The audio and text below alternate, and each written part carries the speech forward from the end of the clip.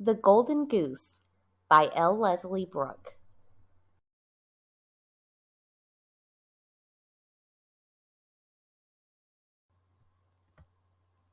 There was once a man who had 3 sons, the youngest of whom was called the Simpleton.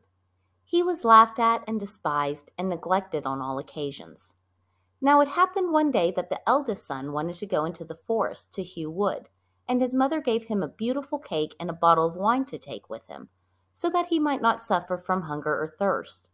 When he came to the wood, he met a little old gray man, who, bidding him good day, said, "Give me a small piece of the cake in your wallet, and let me drink a mouthful of your wine. I am so hungry and thirsty." But the clever son answered, "If I were to give you my cake and wine, I should have none for myself, so be off with you." And he left the little man standing there, and walked away. Hardly had he begun to hew down a tree, when his axe slipped and cut his arm, so that he had to go home at once and have the wound bound up. This was the work of the little gray man. Thereupon the second son went into the wood, and the mother gave him, as she had given to the eldest, a sweet cake and a bottle of wine. The little old man met him also, and begged for a small slice of cake and a drink of wine. But the second son spoke out quite plainly, "What I give to you I lose myself. Be off with you." And he left the little man standing there, and walked on. Punishment was not long in coming to him, for he had given but 2 strokes at a tree, when he cut his leg so badly that he had to be carried home.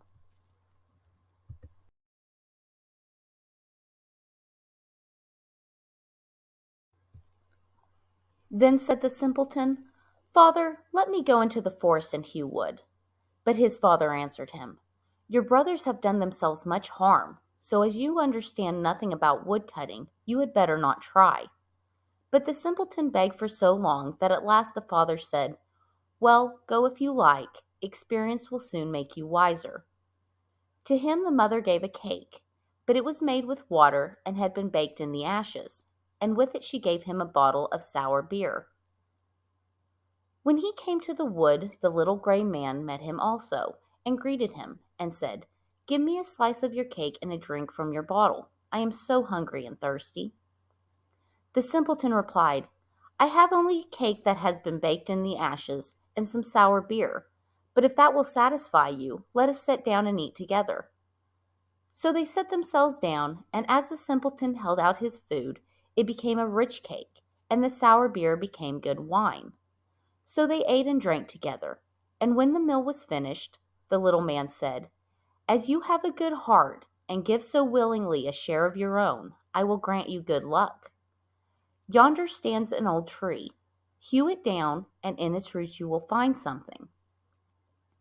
Saying this, the old man took his departure, and off went the simpleton and cut down the tree. When it fell, there among its roots sat a goose, with feathers of pure gold. He lifted her out, and carried her with him to an inn where he intended to stay the night.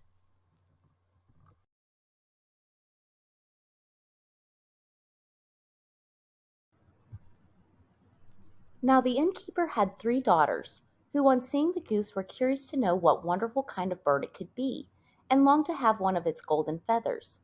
The eldest daughter thought to herself, "Surely a chance will come for me to pull out one of those feathers." And so when the simpleton had gone out, she caught the goose by the wing, but there her hand stuck fast. Shortly afterwards, the second daughter came, as she too was looking for a golden feather. She had hardly touched her sister, however, when she also stuck fast. And lastly came the third daughter with the same object. At this, the others cried out, "Keep off, for goodness sake, keep off." But she, not understanding why they told her to keep away, thought to herself, "If they go to the goose, why should not I?" She sprang forward, but as she touched her sister, she too stuck fast, and pull as she might, she could not get away. And thus they had all to pass the night beside the goose.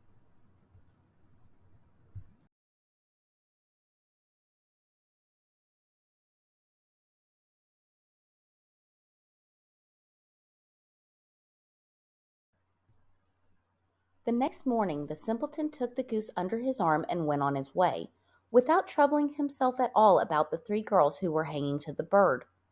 There they went, always running behind him, now to the right, now to the left, whichever way he chose to go.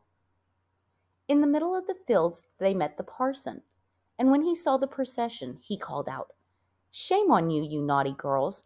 Why do you run after a young fellow in this way? Come, leave go." With this he caught the youngest by the hand and tried to pull her back. But when he touched her he found he could not get away, and he too must needs run behind. Then the sexton came along, and saw the parson following on the heels of the three girls. This so astonished him that he called out, "Hi, Sir Parson, whither away so fast? Do you forget that today we have a christening?"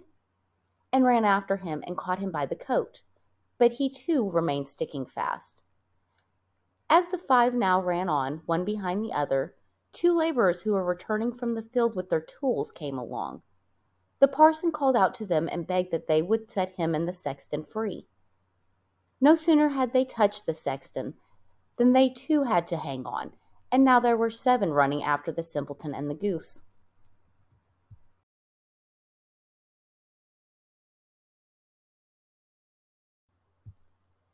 In this way they came to a city where a king reigned, who had an only daughter, who was so serious that no one could make her laugh. Therefore he had announced that whoever should make her laugh should have her for his wife.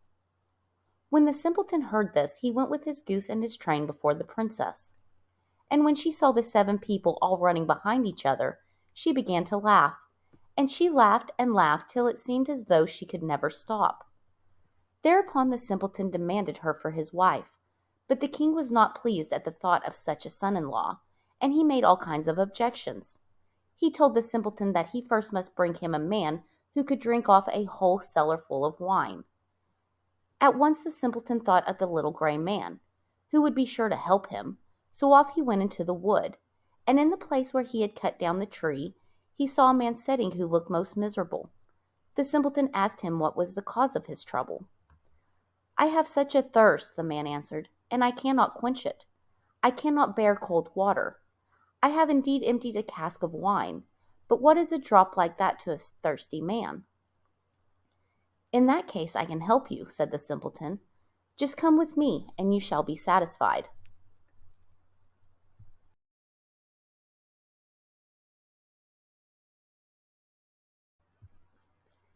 He led him to the king's cellar, and the man at once sat down in front of the great cask and drank, till before a day was over he had drunk the whole cellar full of wine.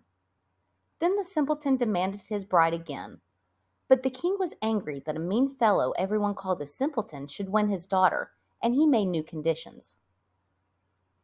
Before giving him his daughter to wife, he said that the simpleton must first find a man who would eat a whole mountain of bread. The simpleton did not stop long to consider, but went off straight to the wood. There in the same place as before sat a man who was buckling a strap tightly around him, and looking very depressed. He said, "I have eaten a whole oven full of loaves, but what help is that when a man is as hungry as I am? I feel quite empty, and I must strap myself together if I am not to die of hunger." The simpleton was delighted on hearing this, and said, "Get up at once and come with me. I will give you enough to eat to satisfy your hunger."